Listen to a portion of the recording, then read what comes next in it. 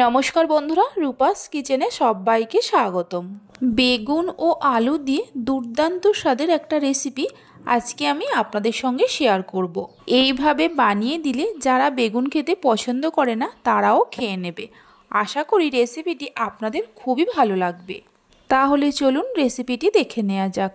শুরু থেকে শেষ পর্যন্ত দেখার জন্য আপনাদের কাছে অনুরোধ রইল। এখানে আমি 5টা বেগুন নিয়েছি। প্রথমে বেগুনের দুটো সাইড কেটে নিয়ে বেগুনগুলোকে 4 টুকরো করে কেটে নেব। এখানে আমি বেগুনগুলোকে লম্বা লম্বা করে কেটে নিচ্ছি। আপনারা নিজেদের পছন্দ মতো কেটে নিতে পারেন। বেগুনগুলো কেটে নেওয়ার পর একটা বাটিতে কিছুটা জল নিয়েছি, তার মধ্যে বেগুনগুলো দিয়ে দেব, তা না হলে বেগুনগুলো কালো হয়ে যাবে। বেগুনগুলো জলের মধ্যে দিয়ে এক সাইডে সরিয়ে রেখে দেব। এখানে আমি দুটো মিডিয়াম সাইজের আলুর আগেই খোসা ছাড়িয়ে রেখেছিলাম। আলু দুটোকে লম্বা লম্বা করে কেটে নেব। আলু দুটোকে কেটে নিয়ে ধুয়ে নেব। বেগুন আর আলু ভালো করে ধুয়ে নিয়ে একটা প্লেটের মধ্যে তুলে নিয়েছি। এবার গ্যাসের ওপর একটা কড়া বসিয়ে কড়ার মধ্যে দিয়ে দেব 5 চামচ সরিষার তেল। তেল গরম হলে তেলের মধ্যে কেটে রাখা বেগুনগুলো দিয়ে দেব। তেলের পরিমাণটা আপনারা চাইলে অবশ্যই বাড়িয়ে কমিয়ে নিতে পারেন। বেগুনগুলো তেলের মধ্যে দেওয়ার পর বেগুনের মধ্যে দিয়ে দেব অল্প একটু হলুদের গুঁড়ো আর অল্প একটু নুন। গ্যাসের ফ্লেমটা হাইতে করে বেগুনগুলোকে হালকা করে ভেজে নেব। রান্নাটা আমি সরিষার তেলে করছি, আপনারা চাইলে সাদা তেলেও করতে পারেন। বেগুনগুলোকে হালকা করে ভেজে নেওয়া হয়ে গেছে। তেল ঝরিয়ে নিয়ে বেগুনগুলো একটা পাত্রের মধ্যে তুলে রাখব। বেগুনগুলো তোলার সময় গ্যাসের ফ্লেমটা লোতে রাখতে হবে। বেগুনগুলো তুলে নেওয়ার পর ওই তেলের মধ্যে দিয়ে দেব কেটে রাখা আলু। আলুগুলো দিয়ে গ্যাসের ফ্লেমটা মিডিয়ামে করে আলুগুলোকে ভালো করে ভেজে নেব। অনেকেই আছে বেগুন খেতে একদম পছন্দ করে না, কিন্তু এইভাবে যদি বানানো যায় তাহলে খুব সহজেই খেয়ে নেবে। আলুগুলোকে ভালো করে ভেজে নেওয়া হয়ে গেছে, এর থেকে আর বেশি ভাজবো না। আলুগুলোকেও তেল ঝরিয়ে নিয়ে তুলে রাখবো। আলুগুলো তুলে নেওয়ার পর ওই তেলের মধ্যে দিয়ে দেব হাফ চামচ গোটা জিরে। একটা তেজপাতাকে 2 টুকরো করে দিয়ে দেব। 1 মুঠো পেঁয়াজ কুচি দিয়ে দেব। এখানে আমি একটা বড় সাইজের পেঁয়াজকে কুচিয়ে নিয়েছি। এবার পেঁয়াজটাকে হালকা লাল করে ভেজে নেব, গ্যাসের ফ্লেমটা মিডিয়ামে রেখে।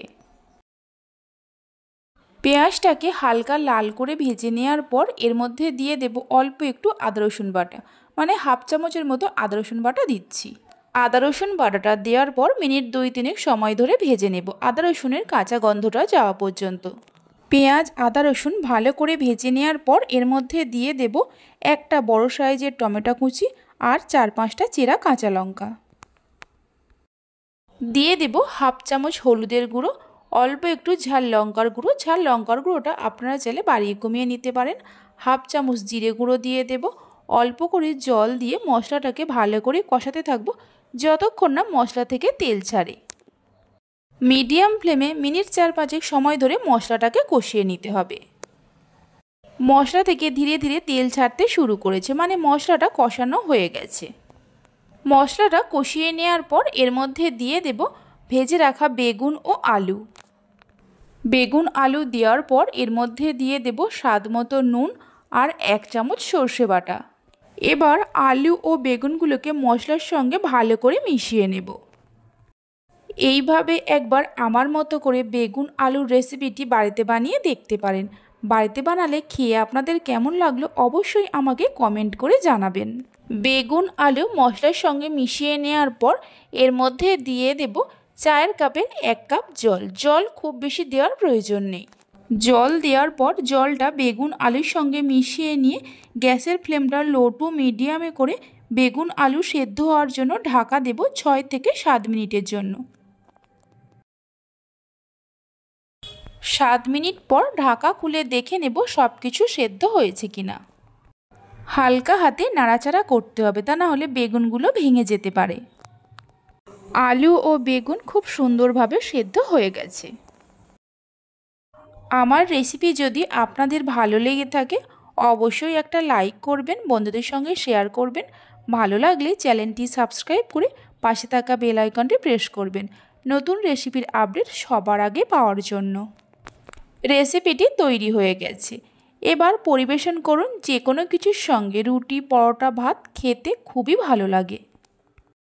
তাহলে চলুন ভিডিওটা আমি এখানেই শেষ করছি। আপনারা সবাই ভালো থাকবেন, সুস্থ থাকবেন। ধন্যবাদ।